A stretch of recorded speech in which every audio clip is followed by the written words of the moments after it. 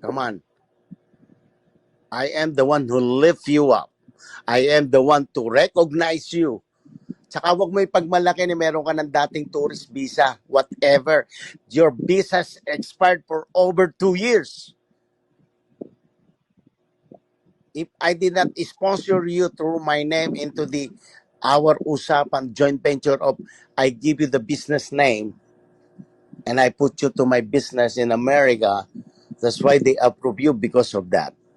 Because your visa is invalid, expired for over 2 years. Kung may pagmalaki yun, wala kang ginagawa. Kahit 5 doon.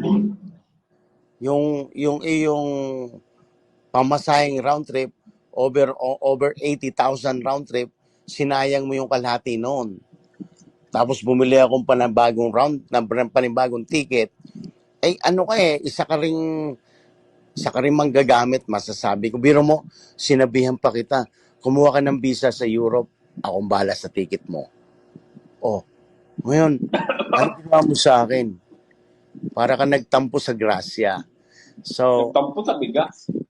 oo. Yeah, diba? So, kaya nga wag ganon. Sana nag-isip ka muna.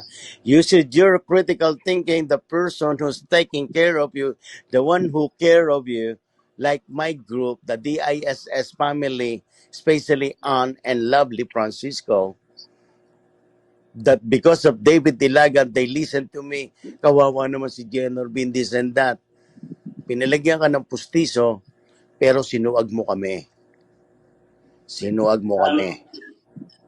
Lahat ng ginastos. Kahit pinadalan ko ng pera nanay mo, pera ko yon.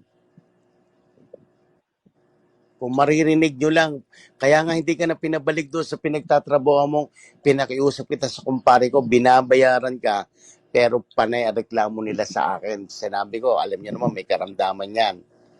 Ako'y naawa sa iyo noon. Diba? Natuwa ako